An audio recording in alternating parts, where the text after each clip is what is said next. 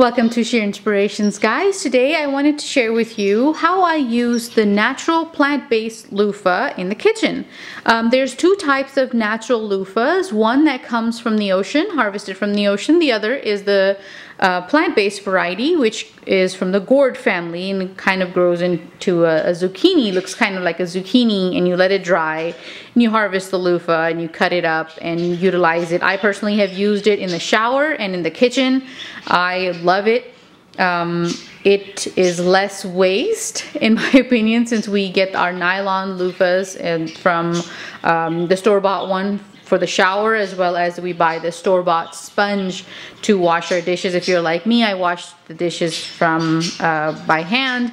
I do dishes 3 times a day, and once the sponge is done, I then throw it away. In this particular scenario, this is not thrown away. I take out the nylon rope and I cut it up and put it back in my soil, and it goes back. It comes from the plant and goes back into the plant. So we're here working with nature. Now, this is a little trick that I have recently come to find out, and I thought that somebody could benefit from this, is adding this little rope onto the cone. I personally like using the ends of the loofah because the center parts that are thicker, I cut them into discs and make loofah sponge soaps for the shower, and I'll also share that video in the near future.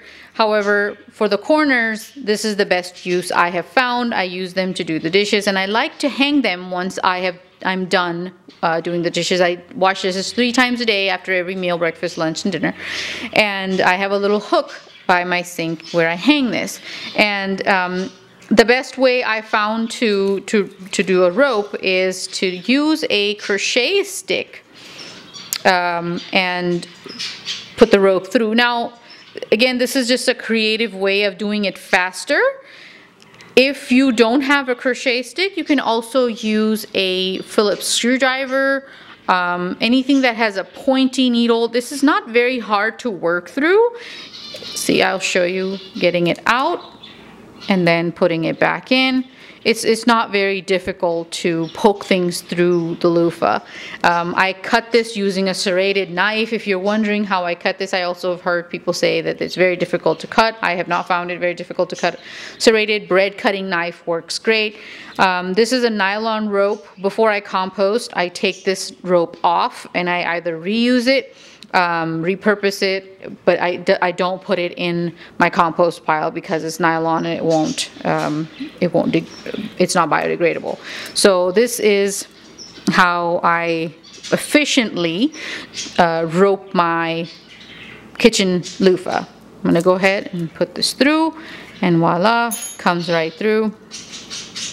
I personally like about this length of rope, so I can again hang and dry it. I like to tie about 3 knots, and depending on how long you use it, I've also tried to use the cotton rope, the full 100% cotton rope, and it disintegrated very quickly for me, and I wasn't a fan of that, so instead I chose the nylon rope. Now, again, this is completely optional. I just thought that some of you could benefit from this, just like I have. You can just use it like that and no rope needed, and it can be put in a straining dish by the kitchen, and it would work just as well. I hope you enjoyed the video, guys. I will see you in the next one. Thank you for watching. Have a great day. Bye.